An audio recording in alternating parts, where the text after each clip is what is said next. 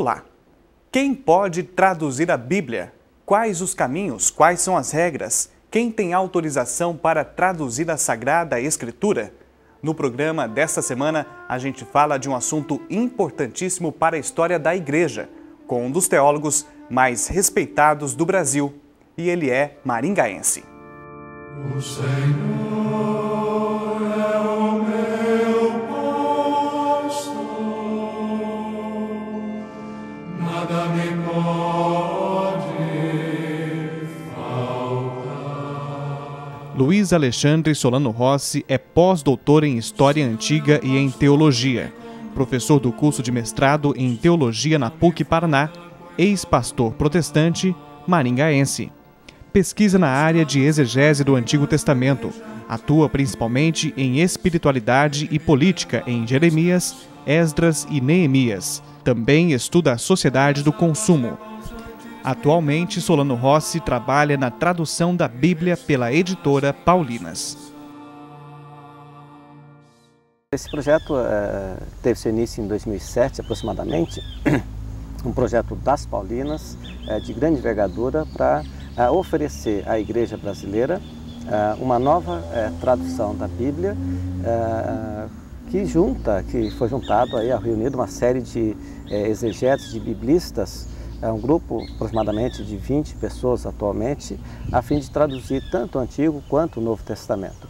Eu me inseri a convite da editora nesse projeto em novembro do ano passado, de 2010, e a minha responsabilidade inicial é a tradução de dois livros do Antigo Testamento, o livro dos profetas Sofonias e Jeremias. Atualmente eu estou trabalhando, quase que finalizando a tradução do profeta Sofonias. É um trabalho bastante demorado, quase que artesanal, exige assim um tempo muito grande do tradutor, do exegeta, porque é bem diferente daquilo que costumeiramente se faz com as línguas modernas. Nós estamos tratando com um texto que foi escrito há centenas de anos atrás, há 2.500 anos atrás, uma cultura completamente diferente da ocidental, um idioma completamente distante do idioma latino, enfim, um ambiente social, histórico, econômico, político, que traz assim, uma série de nuances completamente distintas daquelas que nós vivemos contemporaneamente. E tudo isso, somado à própria estrutura da língua hebraica, que é o meu caso de trabalho, isso traz sim um trabalho bastante intenso e demorado para se trabalhar essa tradução. Professor, há tantas traduções, há várias traduções bíblicas no mundo de hoje. Por que a necessidade de uma nova, de uma outra tradução? Boa pergunta, Everton. Assim, há uma infinidade de traduções no mercado editorial brasileiro de Bíblias, né? Nós temos no mundo católico a Bíblia Peregrina, a Bíblia de Jerusalém, a Pastoral, a Ave Maria, no mundo protestante, a João Ferreira de Almeida, a Bíblia na linguagem de hoje, e por que mais uma no mercado, né? Sem sombra de dúvida que há uma necessidade bastante acentuada de se rever as traduções, eu diria, assim, no mínimo de 10 em 10 anos. Porque há uma necessidade. Eu creio que sim, como pesquisador, eu creio que sim, porque esse espaço de uma década há mudanças substanciais nos resultados dos estudos bíblicos e da ciência exegética, não só do ponto de vista linguístico, mas também do ponto de vista, por exemplo, arqueológico, da maneira de se entender e perceber o mundo antigo. E todas essas percepções, às vezes, promovem algumas mudanças substantivas na maneira de se perceber o texto, se traduzir o texto ou de se analisar aquele texto específico a partir de uma determinada realidade social, política, econômica ou religiosa. E daí tendo como base a nossa realidade agora, não? Exatamente, sem esquecer isso, não? Que o tradutor ele precisa estar atento, com o olho na janela que leva ao passado para entender o sentido que aquele texto tinha a audiência naquele momento, o povo de Deus, no momento que foi escrito, mas ele precisa também estar com outro olho ligado na realidade em que ele vive, a realidade em que a igreja que ele faz parte está inserida nesse momento. Esse projeto que o senhor está desenvolvendo, juntamente com outros pesquisadores, ele é baseado no texto original das Sagradas Escrituras ou não? Ou é baseado já em outras traduções? As traduções, a tradução sempre é feita a partir do original. Então, os tradutores que têm a responsabilidade de traduzir os livros do Antigo Testamento e do Primeiro Testamento trabalham com o texto, com o texto original hebraico. E aqueles que estão responsáveis com os textos do Novo Testamento estão trabalhando a partir do original grego.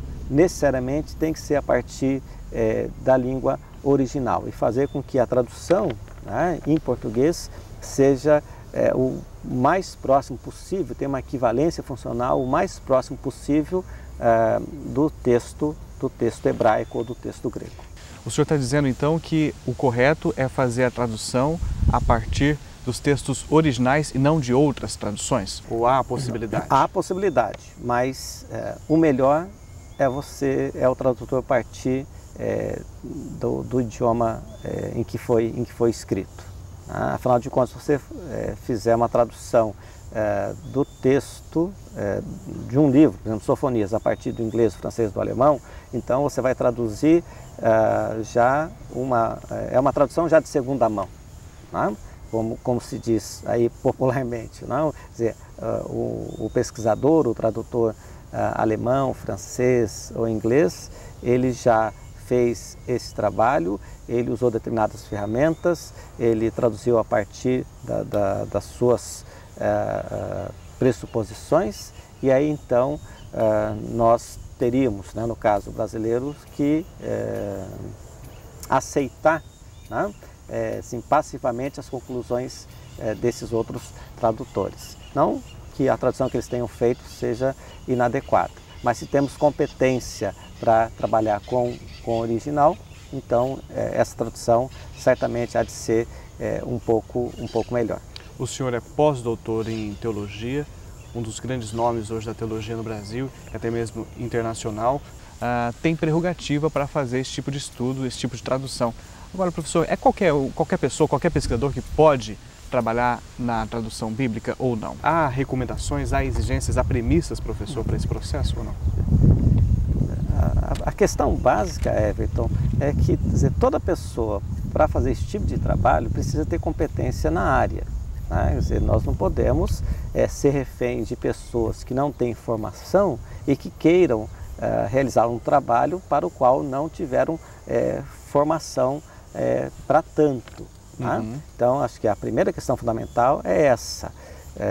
A tradução específica é feita por aqueles que detêm domínio linguístico, domínio do idioma hebraico, grego, aramaico, e depois tem um domínio também da ciência exegética atual, com aquilo que a ciência exegética atual traz de melhor. Né? Agora, a grande questão, quer dizer, um tradutor, ele pode, a revelia, traduzir um texto e imprimir numa gráfica? Sim, não haveria problema quanto a isso. Né? Todavia, os textos bíblicos têm por trás deles as sociedades bíblicas. Né? E as sociedades bíblicas legitimam esses textos, justamente porque essas sociedades reúnem, né, um grupo que tem uma competência bastante refinada, homens e mulheres que estudaram para isso, são vocacionados para a pesquisa, para o estudo, e também são homens e mulheres não só com competência acadêmica, com excelência acadêmica, mas também são homens e mulheres comprometidos com os seus espaços eclesiásticos. Né? Quer dizer, não são meros tradutores, traduzem e soltam o texto, né? Mas são homens e mulheres comprometidos com o reino de Deus, comprometidos com as suas igrejas, com as suas paróquias, com seus bispos, para que o texto bíblico tenha, sem sombra de dúvida, uma relevância para a formação e construção dos fiéis nas igrejas e das próprias igrejas diante da responsabilidade missionária que tem como igreja. Quando que ocorreu a primeira tradução na história da igreja? Tradução bíblica. A primeira tradução, salvo engano, a primeira tradução dos textos hebraico e grego para o idioma popular, né, a fim de que o povo tivesse acesso a ele, foi, salvo engano, feito por Martinho Lutero, né, pelo monge Martinho Lutero. Ainda na Igreja Católica?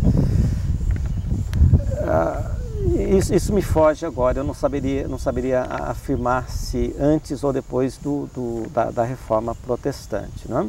Mas realizada por ele e depois, já com o advento, né?